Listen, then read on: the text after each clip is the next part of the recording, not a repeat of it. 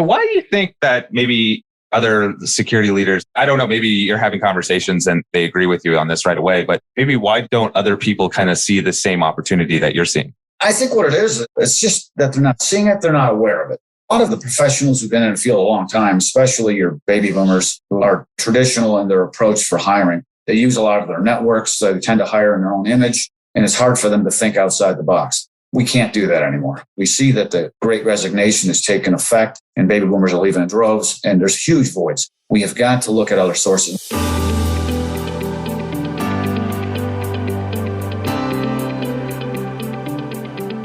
Hello and welcome back to another edition of the LifeRaft Security Conversation Series. I'm your host, Robert Value. And today I'm joined by the former Director of Security Investigations at Cox Communications, Alan Saquella. Now, I know from having the chance to talk with a lot of leaders in the security industry that many of them struggle with recruitment.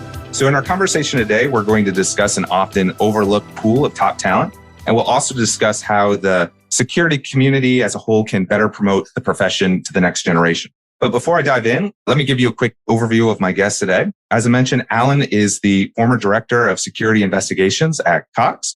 Altogether, he has more than 20 years of experience conducting investigations, risk management, and fraud prevention. And today he teaches as an adjunct faculty professor in global security and intelligence studies at the Embry-Riddle Aeronautical University. Alan, thanks for joining me today. Robert, glad to be here. We had a really interesting discussion in our pre-interview. So as it kind of relates to recruitment and building a great team for security leaders in this profession, what is something that you think everyone should start doing?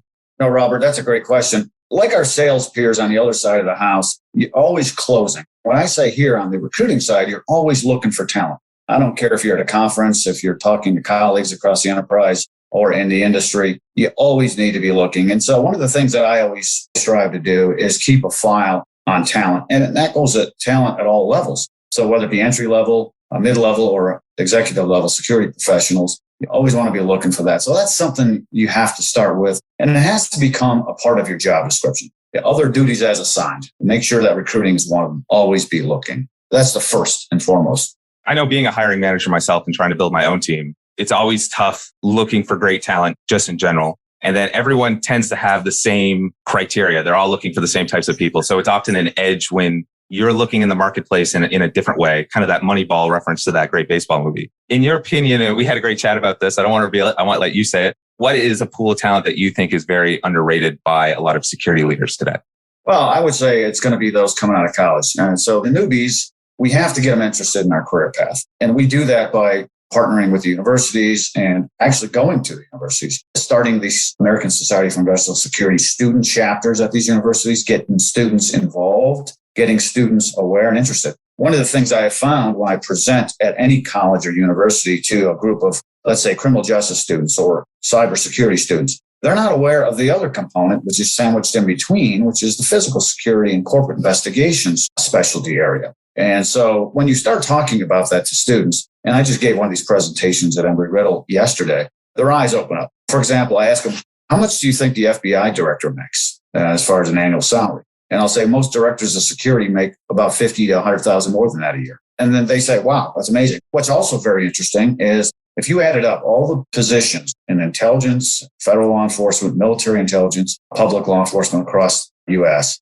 in the corporate sector, there's 2.5 times as many positions in that field. And plenty of opportunities, but this young talent is not aware of that. And so we have to get out there. And so that's one of the things I always do when I'm out there in front of the universities. I actually take a PowerPoint presentation and I got the content from the American Society for Industrial Security, and I share that. I share the salaries for these types of positions and how to prepare for these positions. So you have to target them, got to get them young, if possible, even in the high schools. Before they're making the decision about what major to go into. Right. They watch a lot of television. They all want to come in and be profilers. They want to be investigators, and they all think about law enforcement or intelligence. They don't even understand that we have 2.5 times as many jobs in the corporate sector. And so we have to educate them. You get them early, and you have to do it, especially with the younger generation, with technology. One of the things I do when I do a presentation, I'll share with them some of the investigations and the cool technology that we use. For example, a drone that you can dispatch to go to, let's say, a fence that might be 40 acres down your property to investigate a breach. Someone's broken in or jumped the fence. This particular drone has talk-down capability and CCTV, so you can actually speak to the person who jumped the fence and scare them off. And they love that type of stuff. or using GPS tracking devices to catch thieves who are stealing your property. So it's really the way we have to target ourselves and share where the growth is going. And it's definitely in this industry. I definitely want to get into how the security profession can promote the field to the younger generation. But I think before I kind of dive into that, I guess if I'm a manager or security leader and I'm kind of thinking about, building out my team, I probably have a bias towards going to someone a bit older, already has that experience. Why would I want to make the investment into someone that's maybe new and unproven as a starting point? One of the things we have to think about and realize right now, we're in the midst of the Great Resignation. So we have a lot of people leaving companies at all levels. In addition to that, you have baby boomers, 11,000 of them are retiring every month. So there's going to be a huge void. Now, traditionally in the corporate security arena, we would hire folks who had experience. And of course, it was very difficult to bring in young talent. A couple of things that we're faced with, besides the fact locating talent, it's also retaining talent. What I found is if you don't have a career path in your organization, you're going to bring in talent. They're going to stay 18, 24 months and they're going to leave you. And so you have to build in some sort of tiers from entry level to, let's say, a security operator 1, investigator 1, then investigator 2. And you have to do that. Otherwise, you're not going to retain. To answer your question on why we should be focused on other areas, such as the youth, because there's a void. When you look at companies, you don't have folks at that young level. You have mid-level professionals that we're hiring, and you have senior professionals. We don't have folks that are going to come in and fill those voids. So we constantly have this repetitive effort that we go through to bring in talent. And it's hard to bring in, let's say, a mid-level professional for an entry-level position. A lot of our positions are entry-level. We're not going to bring in those folks that have traditional backgrounds in law enforcement, intelligence, et cetera. We have to find them younger, and we have to go towards those locations where we believe the talent is, and it's primarily the universities. You provided some great examples and some great stories in our conversation before we hit record about bringing on some Gen Z talent and how they've helped you with your business. So do you mind sharing some of the results that you've seen? Yeah, absolutely. So there was one particular situation where in my last position as the director, we were having some significant losses of property. So in the telecommunications industry, 911 or telephone service is regulated and you have to keep that service up. If you have a power outage, backup battery cabinets keep that power up. These culprits or thieves were breaking into these cabinets and stealing these very large batteries, and they were taking them to salvagers. Of course, lead is the primary ingredient in these batteries and has value. And so these thieves were taking them to salvagers. We had 360 of these cabinets broken into in a metropolitan area, and we couldn't solve it because we had 5,000 cabinets that had 8 batteries apiece in them in a metropolitan area. How much are these batteries worth? It could be a couple $100 a piece. And if they break into the cabinet and steal 4, it's not just the cost of the battery, it's the damage to the cabinet. They just tear it up, the wiring housing and also the module and the battery loss. So every cabinet that was being broken into cost about $2,200 to repair, replace, and get back up and operational. We were getting close to $1 million in damage and loss. And because, again, we have 5,500 cabinets, they do have alarms on them, but by the time you dispatch police, the thieves are gone within 2 minutes. So they come in, they cut the wires, and they take the batteries. And so we brainstormed and went to a university. And we didn't need a traditional criminal justice type person. We were looking for someone outside of the box, somebody that had knowledge of GPS satellites and so forth. So I went to the GIS department at this one particular public university. The chair aligned me with a student that I brought on as an intern. What's interesting is we need to do more with interns, and we'll talk about that. But this was a micro internship, or I'd like to say project specific or an investigative internship. Brought this person in. She used the systems at the university where she used global position satellite and imaging to look at our 360 locations. Her analysis determined that those particular locations had very common characteristics. For example, they backed up to an alley, or they were in very dark and secluded areas off the beaten path. So what then she did was she looked at the surrounding areas in the same zip codes and identified other cabinets that had similar characteristics that were not broken into. And then she applied some predictive analysis to this investigation for us, said these cabinets here where you should probably be doing your surveillance. She gave us a list of maybe 36 of them. We put decoy GPS batteries in there. Within 2 weeks, we arrested the culprits. This was a young professional, college talent, brilliant kid. And she solved this case. We couldn't do it in a year. And so we need to be looking at these types of things because that didn't cost me much, a very small amount of money. It wasn't a full semester or summer internship, very micro. And it paid major dividends to $1 million case. Someone who's growing up with technology their whole lives and then being able to apply that in the field. Yeah, the technology, plus she was so savvy in all the different programs on her computer that she was able to quickly put this together for us and solve it. So why do you think that maybe other security leaders, I don't know, maybe you're having conversations and they agree with you on this right away, but maybe why don't other people kind of see the same opportunity that you're seeing? I think what it is, it's just that they're not seeing it, they're not aware of it. A lot of the professionals who've been in the field a long time, especially your baby boomers who are traditional in their approach for hiring, they use a lot of their networks. So they tend to hire in their own image, and it's hard for them to think outside the box. We can't do that anymore. We see that the great resignation has taken effect and baby boomers are leaving in droves, and there's huge voids. We have got to look at other sources. And I think we just need to get that information out there, and through universities, through American Society for Industrial Security. I'll talk a little bit more about what I think these folks need to do and some of the things that have been very effective for me in order to find this talent. Let's jump into that then. If I'm sitting as the hiring manager looking to build out my team for any kind of function, and I'm thinking about recruiting to younger talent right out of university, what would be a good place to get started? What's step one, step two? The first thing you have to do is you have to identify the universities, the colleges, and the programs you think are going to be best for supplementing and supporting your entity, your business. What I mean by that is, like, for example, Embry-Riddle Aeronautical University, the College of Business, Security, and Intelligence is the first college nationally that actually brought College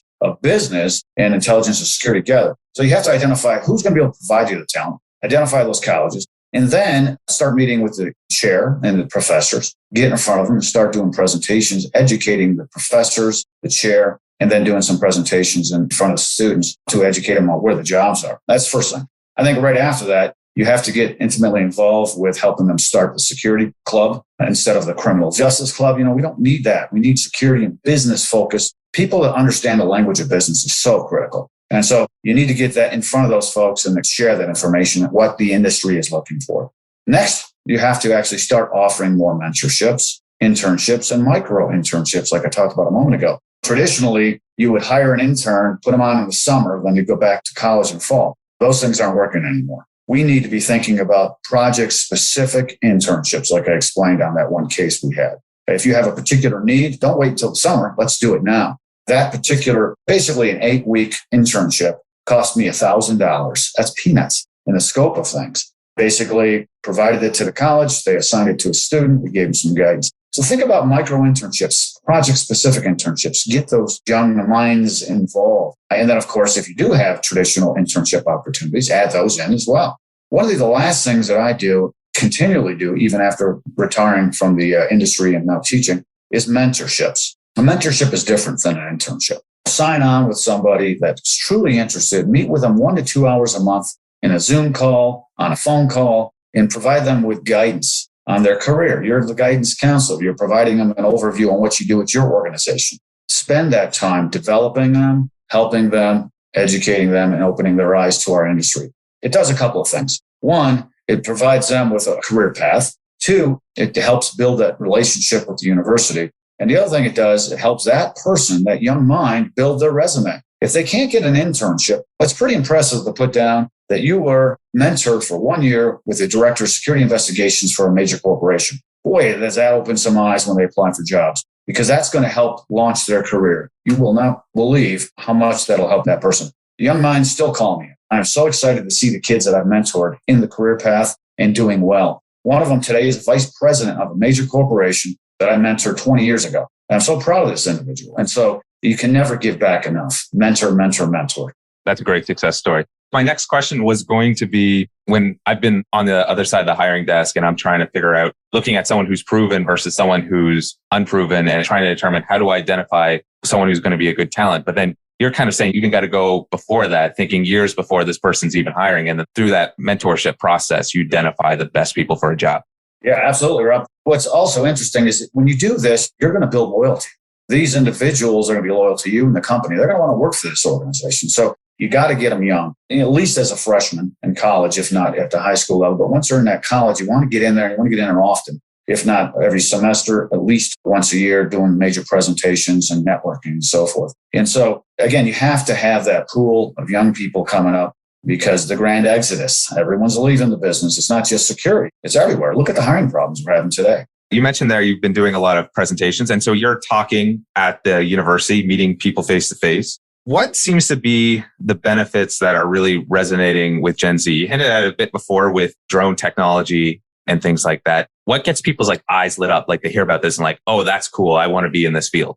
They love technology. They grew up with technology. What's very interesting about Gen Z, unlike some of the other generations, is they grew up during the Great Recession. They're used to being frugal and budgeting. They have a certain level of loyalty. They want job security, which previous generations like to hop around, grab a little experience and jump. There was very little loyalty there. So you need to understand Gen Z in order to be able to cater and also to recruit. So just do a little research, understand what they're thinking, what they want. Of course, that's going to help. So when you're delivering the message about your organization or bringing them on as an intern, if you understand what motivates these young minds, it's going to be that much better. So we know that technology turns them on. We know they want loyalty. We know they want security. So those are the things you need to emphasize in your recruitment efforts with this particular generation. And it seems to be working very well. How about the industry or the profession as a whole do a better job at getting Gen Z to even be aware that this field exists as a career path? Well, I think one of the things we have to do with our colleagues across the industry is we need to collaborate better. We have to do that and not be afraid to share talent. One of the things that I've done in the past is if I have a young mind with me that doesn't want to be here long enough because we don't have an opportunity, but they really have unbelievable talent, you have to be willing to cross the aisle, reach out to your peers at other organizations, say, listen, I don't have an opportunity here, but I know that you do over at this particular company. Be okay with sharing your talent. Be okay with moving someone into another organization. But in addition to that, we have to work with the associations, such as the American Society for Industrial Security or the Association of Certified Fraud Examiners. Depending on which side of the aisle you're on the security side or the investigative side, we have to partner with them. They're doing a pretty good job messaging, but we have to make sure that we are working in collaboration with those professional organizations and getting the messaging out, inviting them, making sure that we get them to join these organizations while they're students. Most of these organizations offer discounted rates for students. For example, ASI, the American Society for Industrial Security, charges $20 for 1-year membership, and they get full access to everything that professionals have. It's a great way to get them introduced. They get to network. In addition to that, we have to make sure we're sharing with these young minds. Build your LinkedIn page. We need to be looking for resumes, but they also need to be building their resume and their LinkedIn page. And one of the things I share with these young minds is clean up your Facebook and your Instagram as well. Social media doesn't go anywhere. It's there forever. So we're educating them along the way too. It's fun. Alan, we're coming up on all the time I promised to take from you today. So what is the one big takeaway you want listeners to remember from our conversation?